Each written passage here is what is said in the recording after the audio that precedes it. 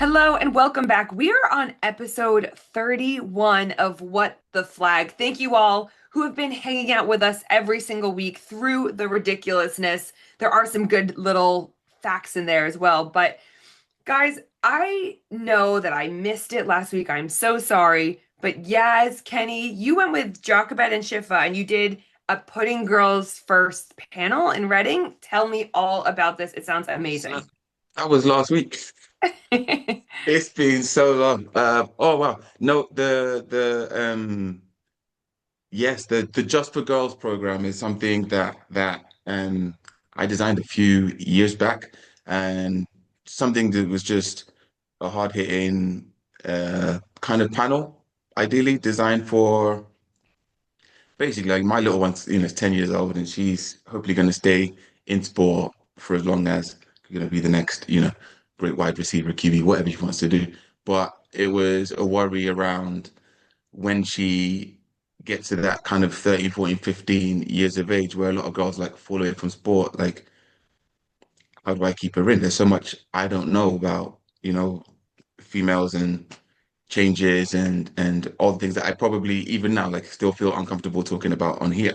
But the idea was to have a day where we start the day with a panel, a kind of, and I hope you guys will back me up here, a no holds barred panel in the morning, a bit of a break, and then we go outside and have some sporting activity in the afternoon. So many thanks to Miss Julia Wooten from the Abbey in Reading, who gave us the opportunity to trial that as part of a launch date, a lot like a launch festival that we did for the Chicago Bears Girls Flag League program that we're going to be starting in spring, summer 2026.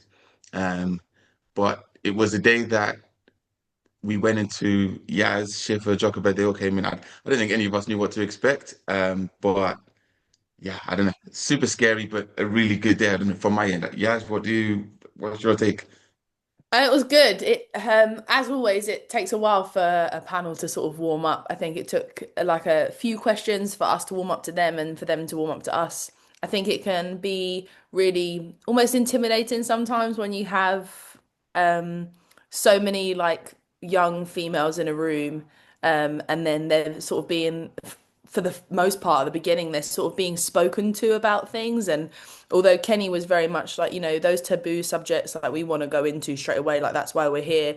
It always takes a little while before they're kind of like ready for that space to be safe. And by the time we got to sort of like the middle of the panel, like Jock was really making them laugh with her little anecdotes and her stories, and Schiffer was really had a really personal approach to sort of like the stories that she was saying, and it really helped those girls to sort of open up, ask questions, and it was really nice. And it was nice that the teachers were so involved as well. Like they kept coming up to the panel and just saying like how great it was and thank you so much and how much they appreciated it. And it was so lovely as well that when they were on the field, like they just all wanted to be involved the whole time. There's always a worry, I guess, and I'm sure Kenny, from being a teacher, that there's always a worry that they're just going to sort of like, oh wow, a plane, or like sort of do. Not involved. Yeah, yeah, Yeah, yeah. but honestly, from the minute we got on the field, we were running drills, and they just wanted to be a part of it the whole time. It was absolutely brilliant. It was really, really good. I Absolutely. think that's what's so great, where both of you also have teaching backgrounds that you also know like behavior management, you know how to talk to kids that age because it's definitely not easy. Like not everybody is good at that. So it definitely is like a little superpower to be able to do what you guys do. So no, I'm sure they got so much out of it. And then Ken, you just got back with HR Matt from Spain as well, being out there with the Bears, kicked off the first ever Spain Bears Girls Flag League in It's a Barcelona mouthful. and Madrid. Barely. Bear. Spare bears. No, yes, and that's why last week feels like so long ago. First of all, the weather in Spain, well, mostly strong 8 out of 10. I think it rained the one morning in Madrid, You but got no, to it say was the great. rhyme. The rain The in rain in Spain. Spain stays everywhere's in the plains though in Spain. There's there's mountains and stuff, but no, it was absolutely fantastic. We went out on Monday, ran the first. day on the Tuesday in Madrid. Wednesday hopped on a train across north and east to Barcelona, and then did an event there on Thursday. Absolutely fantastic. Lots and lots of people, but and I know we're going to come on to it later. The commitment the Chicago Bears have made to working internationally, especially with girls and especially around flag, is amazing because they've allowed us to really put roots in the ground, and dig something that's deep and strong that allows a lot of growth, hopefully in the coming, weeks, months, and hopefully years as we go through. So, um, it was very busy. I think my Spanish is not as good as I want it to be yet. And HR Matt's Spanish is at fledgling stage, but such a number of people speak English out there. It was lots of fun. It was lots of fun, very busy. There's lots to do. But I, absolutely love the culture, love the atmosphere, love the weather yesterday. It was windy, but that was fine. Rained a bit the first day. That was fine. But yeah, it was good. It was really, really good, really positive, and can't wait to go back for the next bits. And anyone at home, if you need to turn the speed to 1.5 when Kenny talks, please feel free to do so. We all At do least that you as hear well in our exactly brain. what I'm saying. No filler words. This is practiced. This is watching videos, hours of Barack Obama speaking. He doesn't rush. Why are you rushing? And if you must rush, Have Just you guys ever one seen This Is singular Us? thought. rush slowly. What do you say? Have you guys ever seen This Is Us? Yeah, I think so. So there's a line that I've literally just started watching it, so like now it's obviously the best thing in the world. But there's this line in it where an actor goes up to like the granddad in the show and it's like, "Oh, like are you sure you've never done voice acting before? Because you could definitely be like a wise owl in a Pixar movie." And I feel like that could be Kenny. Oh, he'd be great for that.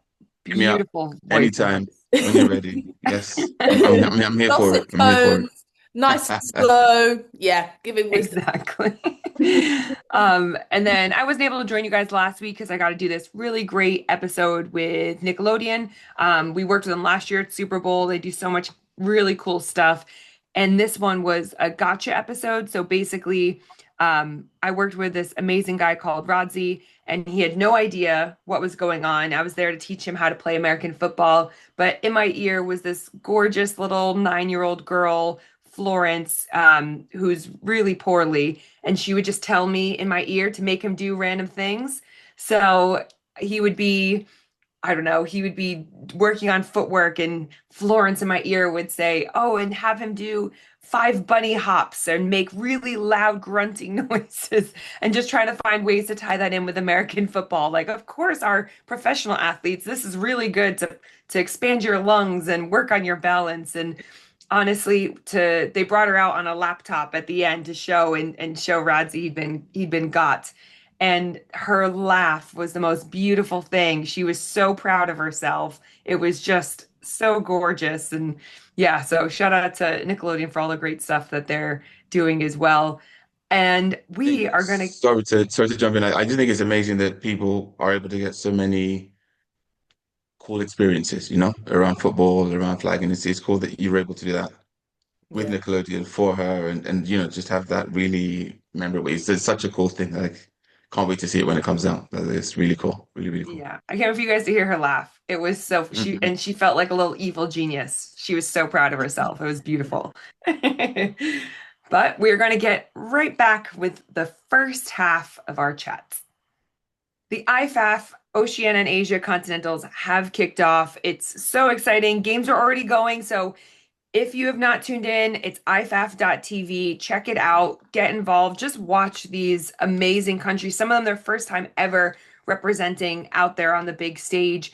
Unfortunately, earlier this week, Mongolia had to pull out for financial reasons. And, it's first off, every country has a different financial backing ultimately, and everyone's in such different stages. I even look at Canada, Team Canada, they had no financial backing. They've had to raise all that money. And even their rugby team who made it to the finals against England women, they had no financial backing.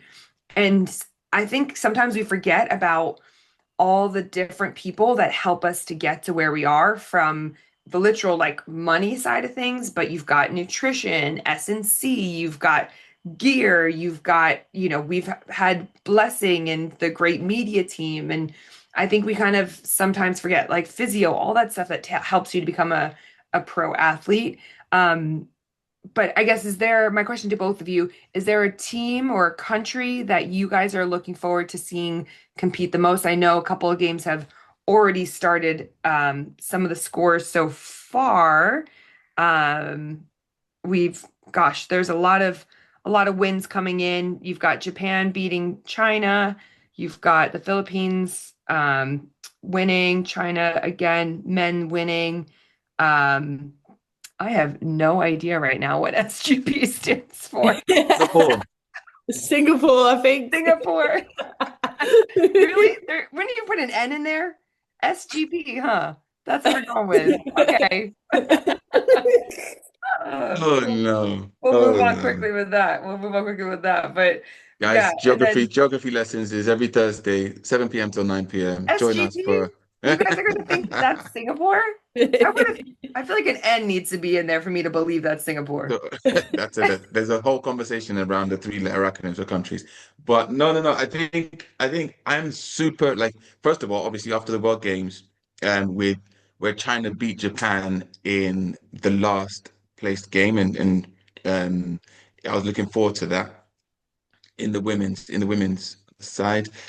Also, if I'm being honest, there is so much I want to learn from the men's side of the game, Asia Oceana, because I think naturally, just because of where, like Phoebe, you and I are involved in women's flag, yes, it's new to it, but there is, we're kind of naturally woven into the fabric of women's flag, but the men's side feels very unknown to me because there's a lot of nations that are unknown, a lot of players, therefore, but even on some of the more popular teams, I feel like Australia have completely changed their whole They have. setup, They've let go of all their players. They brought in a whole new coaching staff, men's, women's. Like, we love Cody Fuller, one of our global flag ambassadors.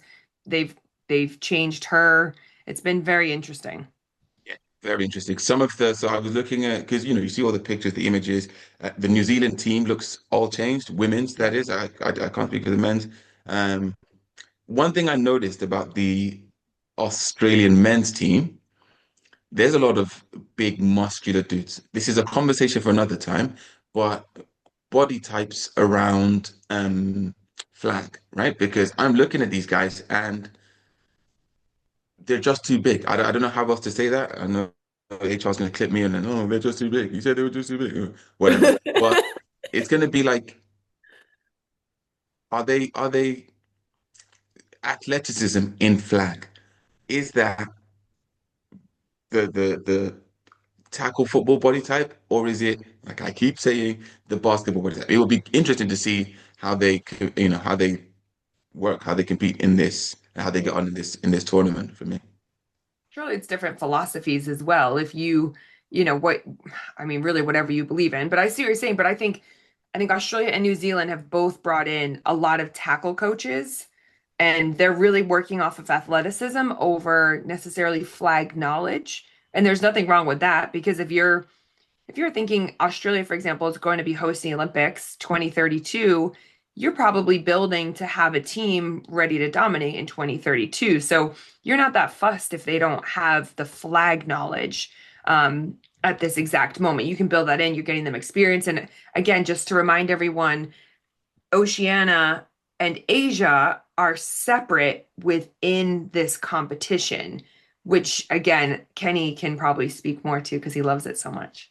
I don't like it at all. Yeah, sorry. I'm that guy. I'm just it seems heavily skewed towards Great. the Oceania side, which is, um, American Samoa, Australia, and New Zealand. Because in essence, you have to be the top one of three to basically get into the deep later stages. And I think it's straight to the final, which I still don't understand it, still don't like it. We've had it clarified by some of the I don't know if Clash is an IFAF official. I don't know if I can you can give that title, but someone who definitely is in the know and understanding of the format, structure, and how it's built out. And I don't think I'm speaking out of turn if I say even he wasn't sure about the rationale behind the setup the way it is. But there's flag to be played, there's games to be won and lost, and that drama is unfolding as it goes. So for me, it's great to think that somewhere right now, like some people are experiencing kind of what we went through in the Europeans or what the American guys went through in the Americas. And, it's great to think that of flag being played like that, like somewhere else, right? And they're going through the drama. We lost a game we shouldn't have lost, or we won a game, whatever. Look, I'm trying to change my tempo up for you guys now because I'm all going up and down. But yes, um, Peer pressure. it's exciting. It's exciting. What about you? Yes, who are you looking forward to seeing? Any countries in particular that you may have never known to play flag before or tackle? I mean, post Chengdu, I was really looking forward to watching Japan and sort of China play. China to see how far they'd come along since then. Because obviously Sure. going into the World Games, they'd had that like crazy camp to sort of get them ready. To see sort of how they'd come along. I mean, they lost to Japan this morning, 1833. Which is I don't think that's too bad a score. Like for a team that's still growing. Why are you laughing like that, Kenny? No. Sorry. It's what? Still, Yeah, I'd it's love not to know too what a bad a bad score score is, but considering like Japan went yeah. ranked number one in this competition, like Yeah. women. So to come off against the reigning, I guess, number one seed. The one that I am interested in the most though, and especially because I think you just said they changed their team. Did you say is it New Zealand women's who had changed their All team? different. Yeah, and Yeah, Australia. and Australia, yeah. Which is really interesting considering they lost to American Samoa 21-0. Well, so American Samoa is a brand new team, and this has people like Kilolo and I was going to say because she Westerland, who's was. yep. So this is a brand new team, and I'm fascinated to see. I mean, I think that they're a team that could potentially take it to the playoffs for sure because they have a lot of talent, and American Samoa is so specific. Um, yeah, I haven't watched enough of them playing, but this could be a dangerous team. We've never had anything like this before. I'm calling that they beat Australia women. Sorry, Coach Yeah, Ross. I think Ross, so. I I think so. apologize. But that will be But very interesting then for when, looking further down the line, Yeah. when they would foreseeably end up playing Japan, Mm. because that would be an interesting game. I think I'm putting this out there, putting this way out there. I think Japan didn't really care about the later stages of the women's of the World Games because that loss to China didn't make any sense to me. Like it just didn't. I didn't understand it. I just don't see how the Japan of the bronze medal World Championship Japan could then come eighth all of a sudden at the World Games. I feel like that's maybe like a prep or preparedness sort of like discrepancy to fall that badly in the rankings, especially in the later stages. I think that's maybe a recovery or like a adjustment or a coaching like. I mean, you see, it's not that they fell in the competition. I don't think they would have fallen in the rankings just to make I that mean the distinction. rankings of the competition, sorry, my Okay, so yeah, like okay. the world rankings. No, no, no. but remember, they got rid of all their coaching staff. They won that bronze medal game last year at the Worlds and then fired everyone. So what do you think is going to happen? And again, right now, Japan are also working with Americans and kind of taking more of like a lot of the coaches that are with China as a whether it's consulting or whatever are going to slowly transition. So I would say I hear what you're saying, Ken. I think that they weren't as concerned about the World Games because they know that their staff is going to change. But I do think that next year at World Championships, they will be back to strength again because that's what's their priority. And that's the exact point I was making. That I think we cannot take the fact that they finished eighth at the World Games as any kind of notion of Japan's fallen off. Like Yeah. they have not. And I think It's a that when rebrand. because that score for me is it's a bit of a statement win. It's like we beat you by 2 scores, clear. Like Mm. it's going to be very interesting. So I can't I have to be I haven't watched any of the games yet, but that's going to be weekend viewing this weekend, and yeah, that's going to be so much fun because it's flag. And they still have one of the best quarterbacks. And I'm not talking about quarterbacks like in Asia or whatever. They have Chihiro Wada, who is, she plays in the States. She does a phenomenal job. She plays for Kansas Wesleyan. She's a starting quarterback for them. Her accuracy is incredible. And interestingly enough, her head coach, Melissa Yuen, she is coaching for the Philippines national program out in Oceania, Asia. So great to see that now. I mean, and I think we're going to see more of this. I've had people reaching out to me this week in particular saying, how do I get involved in teams who are looking for coaches for the Olympics? I think that that's going to be a lot more of it. I mean, Coach Melinda is just phenomenal anyways. We've got to work with her in a bunch of different things over the years, but I love that now you're seeing some of these college and US coaches going over and trying to deliver knowledge. This is the Philippines' first time. And then how does that work within the organization? You hope that it's not just the women's, you hope it's the men's, you hope it's the youth, and that all ties in really nicely together. I'm going to call a topic that we must discuss next episode. I'm scrapping everything we've planned and putting it out there, but the um, employment world in flag football is about to change, right? And is what we're going to end up with a lot of American college coaches being at the front of the line when it comes to getting some of these international roles, international jobs, or will international jobs go to international coaches?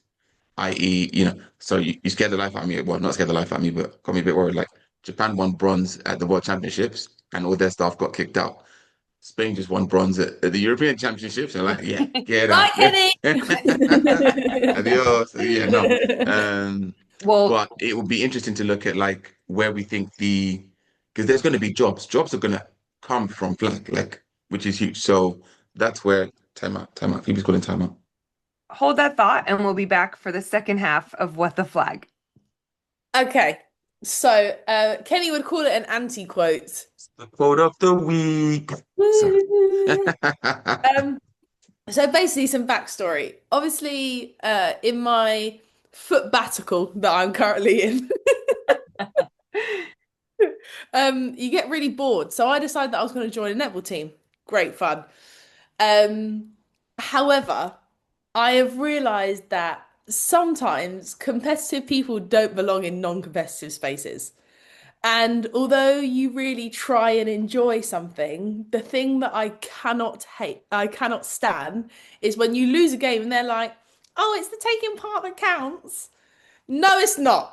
Because let's not lie, it just feels better when we win, and we can win. So I don't understand why we're just here having a great time, laughing and smiling when we're not playing very well and we need to do better. And it becomes one of these I don't know, scenarios. I said to Tara, I was like, I have to dull myself a little bit because I know if I go full like Yaz sport mode, I don't know if they'll still want to play. You're like that big kid on the playground I who don't they're have like any you don't want the friends. kids to Yes. play with. Yeah, like so this week, now the first week, I missed the first game. Second game I went back, diabolical. I played goal defense. Firstly, I should have got man of the match. I'm just putting it out there. My goal defending was amazing. I was leaping. I looked like Jordan in the air. I was like, whoa, whoa. And I only got one penalty. I was so proud of myself. Bearing in mind, netball was a non-contact sport. So this is like, I was holding myself back. We lost 21-2. Now, for those of you who don't know the netball Two? scoring system, 21-2? yeah, You get it's one one point per point basket. per You get basket. 1 point per basket. So So that's a slapping. If you yeah, if you lose 21-2 in football, it's okay because they maybe scored seven. We got slapped. And everyone was like, oh wow, it was such a good game. We've come on so much since the last game. No. Why are you so content of this score? I don't understand. Anyway, we go there this game, and obviously it's a recreational league. So I got promoted to goal attack. Now I don't like shooting. I have no depth like perception. My best sort of shooting was when I played basketball, and then you have the backboard to help you. Anyway, we lost.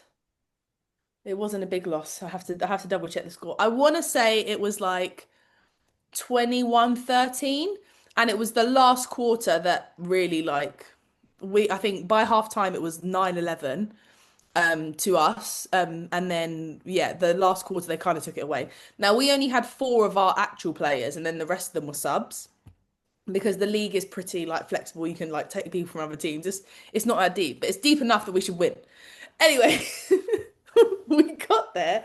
And then they're all in the group chat like, oh, this happened, that happened, the other happened. I got man of the match.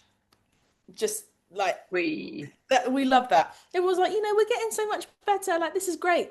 Yeah, we are getting better, guys. But like, where is the winning mentality? Like, oh, it just escaped us in the fourth quarter. Yes, it did. But did you do anything to make your performance in the fourth quarter better? I don't really understand. So my thing is to you guys, as competitive people, how does it make you feel when someone uses that quote? I'd say against you. It's the rant of the week. We are changing the segment name. It is no longer the quote No of the more week. quotes. No more quotes. It's just a section the of rant of the week. Oh yes.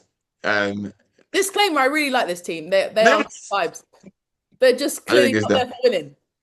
I think you shut your own argument down a bit when you said it's a recreational league. Okay. All I will challenge gently is I think the quote is often misused. I don't think it's the taking part that counts. It's the trying hard that counts for me. Oh, So I would rather if you yeah, I said we can't be friends anymore. No, if you can't, for me, if you've gone out, he's been coaching too long, guys.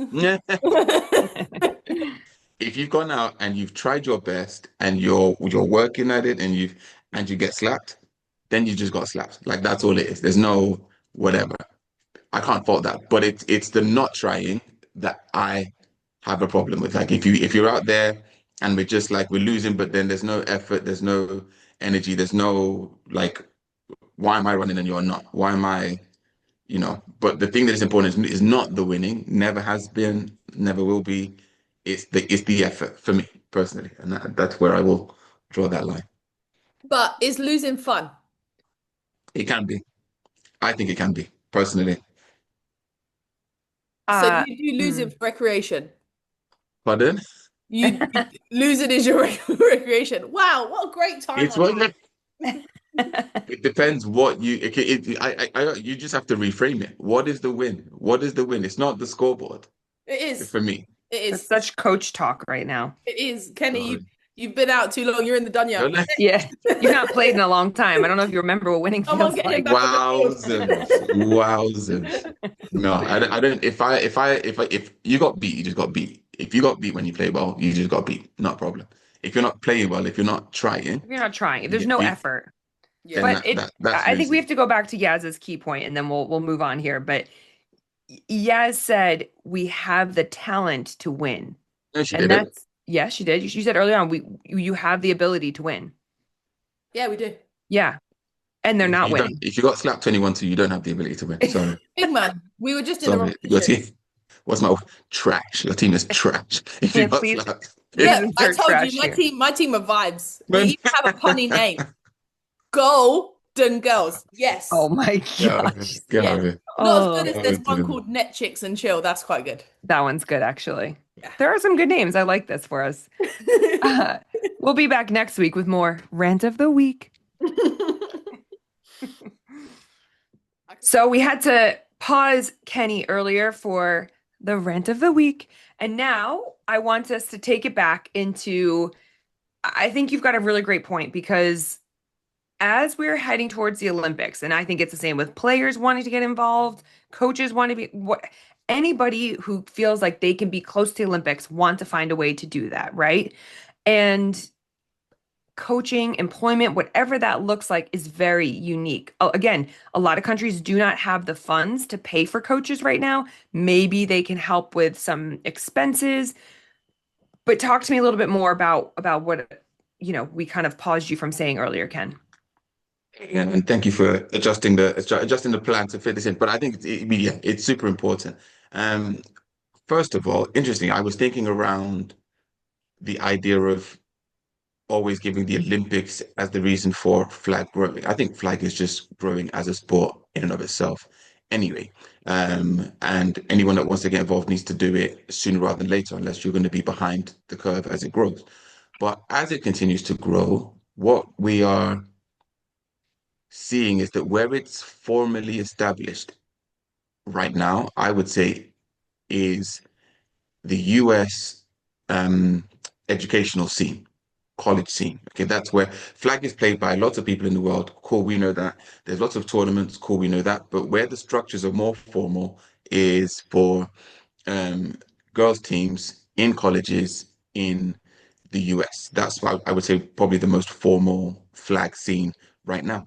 Um, and I think my question relates to, right, so as these roles start to come up, um, teams realize they have a chance to do something called in-flag Olympics. Hopefully by 2032, there's more teams allowed, giving more opportunity for more people to take part.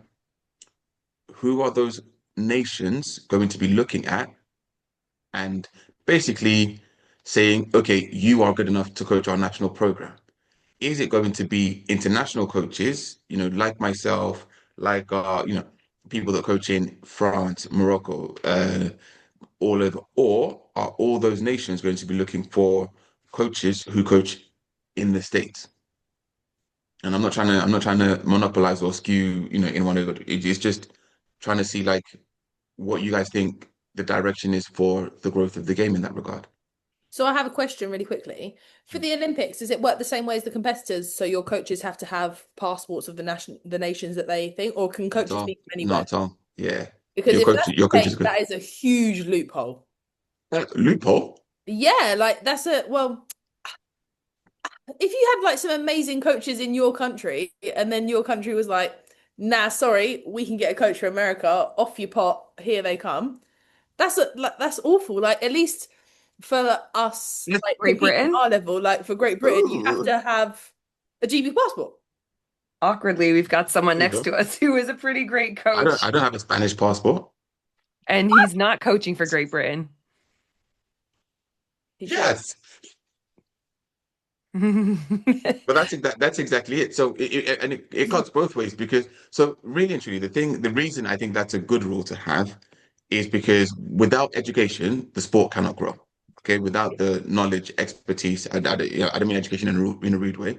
Without expertise, without knowledge, without an understanding of it cannot grow. So if you don't have the coaching expertise within your nation, your sport can never really grow to that level. That's why so many nations are about bringing experts in, coaches in, etc. But rather than just bringing them in to fill those spaces, shouldn't they bring them in to train those people to be better? Rather than just In replacing them. Because if you in replace them, a you're not really solving the issue. You're just like going, well, you're not good enough. Next one on the chopping block. Now, I appreciate that you kind of have to run these teams like a business in the sense that if you want to get a good ranking, you want to get a medal, you want to get to the Olympics. At the end of the day, the best man steps up, right? It's like going for a sit down office job, same best person, best qualifications. I get that. But while you've got the time, because especially now you've got this sort of like chunky off season post this sort of Asia Oceana flag continental, you've got a lot of time here to put in the effort for these people to be coached and these people to be trained. Now, I'm not saying that in this off season they're going to become, the same level as, what an NFL standard tackle coach they might bring in for a program, whatever, whatever. But in that time, you have the opportunity to grow these coaches as opposed to just replacing them. Because if you replace them, you're not helping them to develop. You're just going, well, you're crap. Off you go. I mean, so first of all, I think that's quite a stark thing. You're right. If you're not employing homegrown coaches, there are still other things those coaches can do. There are still other programs. And for me, in my opinion, the best models where you bring in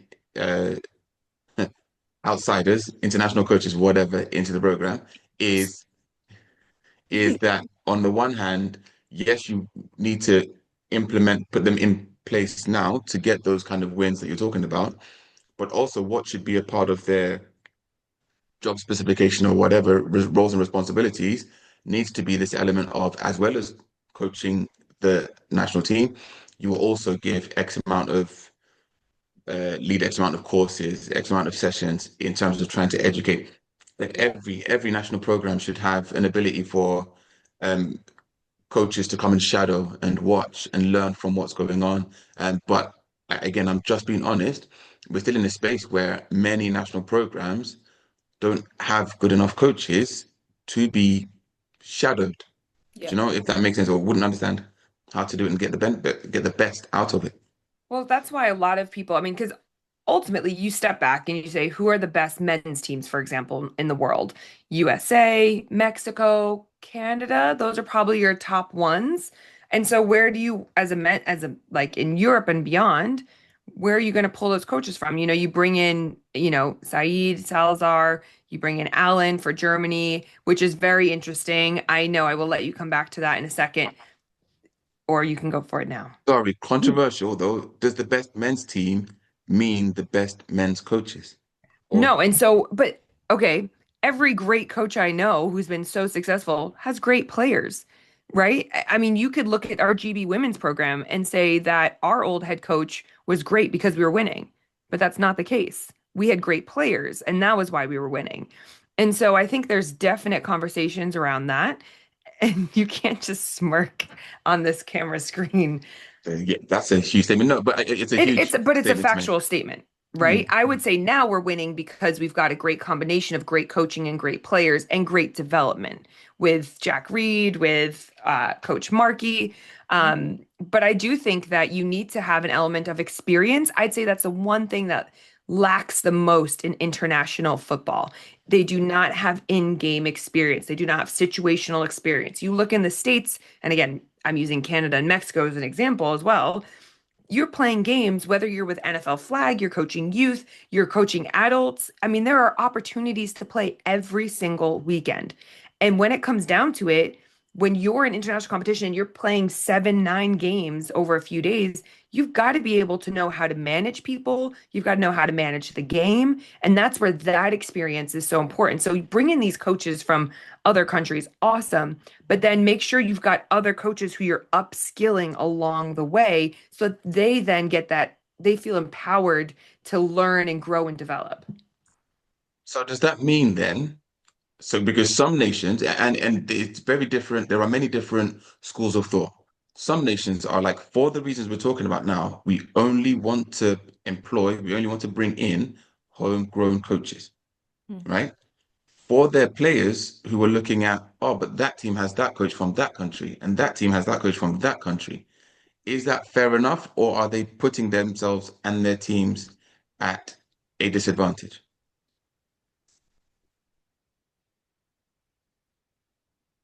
How would it be a disadvantage?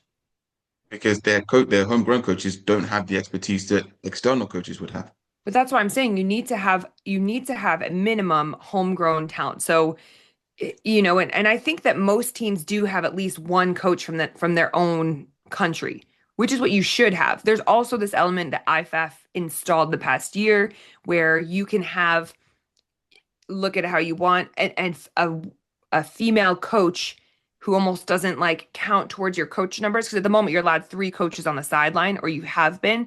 But now if you've got a female coach in order to try and get them more experience and upskill them, they don't count for numbers, so they get to be a part of that game time decisions and whatnot. We were able to have, our ex quarterback Brittany Bottrell, for example, on the sideline with us. So I think if you can do it that way, but do we're thinking of it from a long-term development standpoint.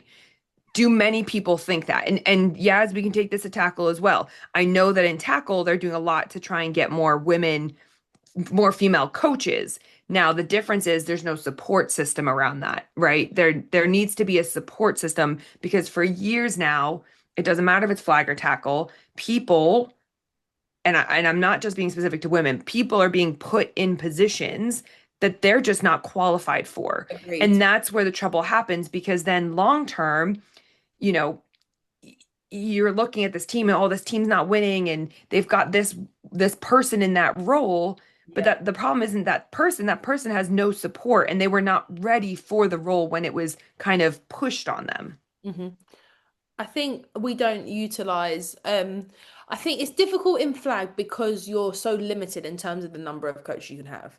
It's having able to have three coaches come game time. Okay, you may have more in practice, but having three coaches come game time, it can be difficult to sometimes get those less experienced coaches that game time, because realistically you need the more experienced ones with you there that are ready to deal with the situations. So it can be really difficult to upskill in on a smaller scale like that because they're not allowed there. On the other side of that, you obviously then have a tackle team where you don't really have a limit to how many coaches you can have, which can also in itself be a problem.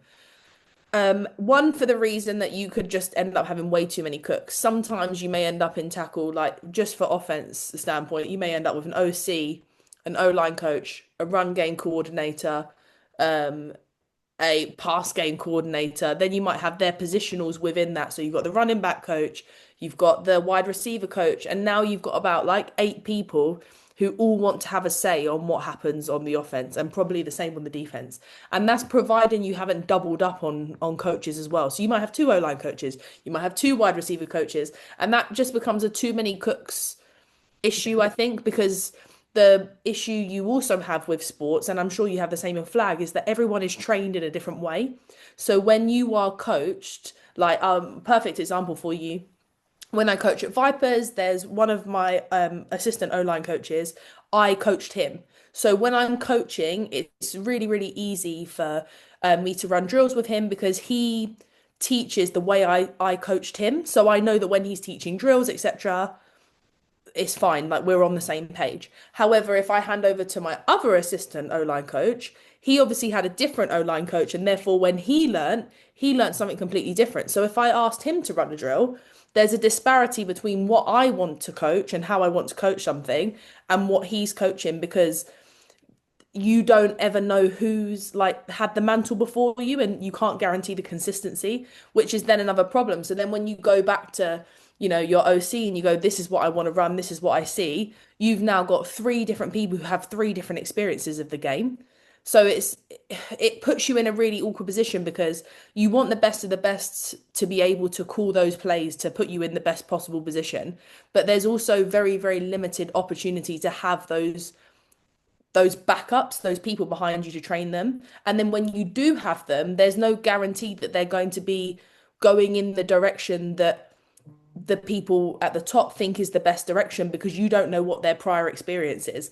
And generally, depending on like, I don't know, the person, generally people tend to sort of like get to a point where they're set in their ways and set in their technique and set in how they want to run something, and then are less malleable for change. So then you're not really moving in the direction of the growth of the team or the growth of yourself as a coach. You're maybe just sort of moving in your own sort of direction, which is like, Yes, pulling it. Go on, please. no, I'm done. You go. Quick kind of loop on that. In my experience, and I'm totally happy to be challenged on this.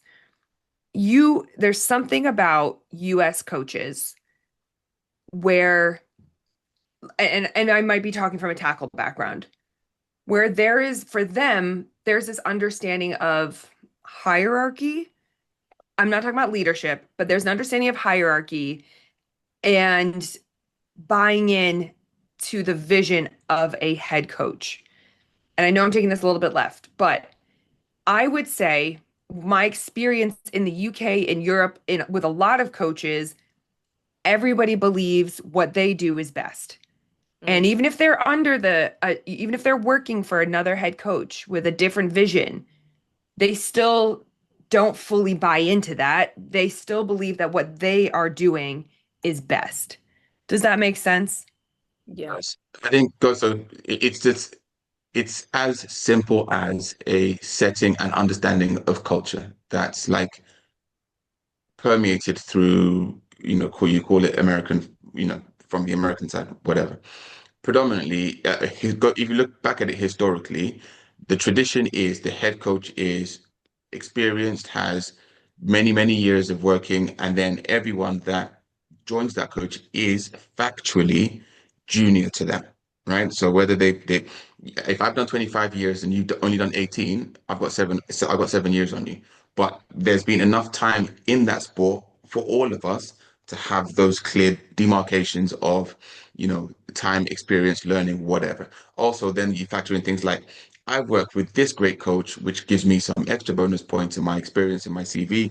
You've only worked with that one coach who wasn't very good. You're probably a bit lower down, whatever. All of that exists. Hmm. Flag, tackle, for me, outside of America, hasn't had that same high quality time of development, growth, and that time for experience and hierarchy to build, especially flag. We don't talk about tackle on, no, we do. But like just bringing it back to flag, it's still so young as a sport that there's not been, I could say, let me rephrase. There are some very young people who could say they've got 15 years of flag, right? Because they started playing at 9, 10, 11 years old. That doesn't make you a good coach. That makes you a child who learned to play flag and played it for a long time. But because of that much time, they probably have the most flag football experience. But if we're talking about a 25, 26-year-old, and I'm not saying only older people, cough, cough, can be good coaches.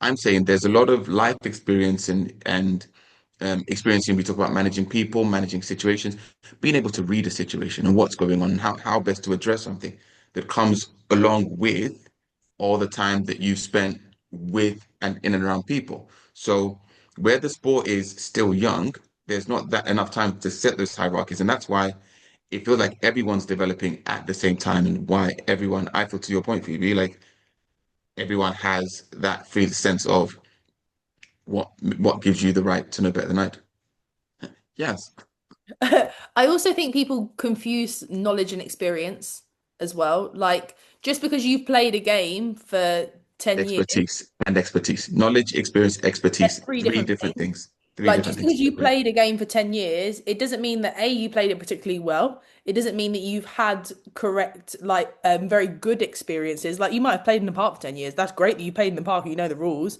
but that doesn't necessarily then translate to you being an excellent player for a national team. It doesn't necessarily translate to you being an excellent coach just because you have like experience playing in the sport. And I think expertise is kind of at the end of the journey. I think you need the experience and you need the knowledge, and then your expertise comes. And I think sometimes maybe because people mix up the order of that and or don't understand that experience and knowledge are different, I think they maybe jump too far ahead in their careers. And then that in itself prevents the growth of that team or that coaching staff, which is why you then need to go somewhere else to go and find that expertise who have the correct mix of knowledge, experience, etc. And I think, and I totally agree with you on that because I think and I know it's not exactly like parallels, but a great example of that is how many flag players, because especially, internationally, flag players have to then officiate for their own games. How Mhm. many flag players officiate a game, but they're like, I've played for so many years. You don't have a clue how to officiate. It's totally different, right? And that's where I think those things get confused. And, I just think you're spot on. They're three totally different kind of facets within learning.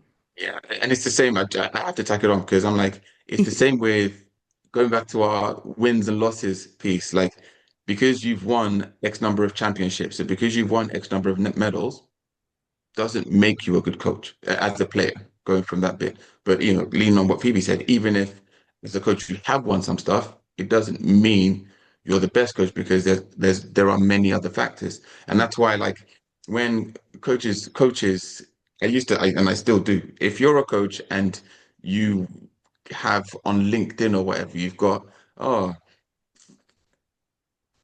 I don't know, 1995 whatever championship winning coach and da, da, da, da, da. And it's like, I get it. No one can ever take that away from you. You've done it, it's yours, whatever. But that doesn't really matter now. Like what matters now is what you do now, in my opinion. And And I'm gonna wrap it up, but like a perfect example, and we're translating to NFL. Some of the top coaches in the NFL Sean McVay's, I know it's awkward conversation, Liam Cohen or with the Jags, Shanahan's, because it's a new wave. It's a new wave of young minds that are looking how to, challenge and move the needle and be creative. And, I'm not saying what didn't work, because there are some elements of what used to work in the past. Everything is cyclical, but you need that kind of fresh approach to things. The athletes are so different. The coaching is so different. And it's got to continue to grow that way. And you need to have people who are willing to challenge, to be uncomfortable, to, grow themselves. I think that's half of it. A lot of us are not happy as coaches. You want to come in and say, this is what I know. You're not coming in to say, hey, I don't know anything. I might be the most winning head coach. I don't know anything. Tell me everything. You can learn something from everybody. It does not matter their level. So if you want to learn more, stay tuned every week. We are back next week with more What the Flag. And make sure you like, subscribe, and ring the bell.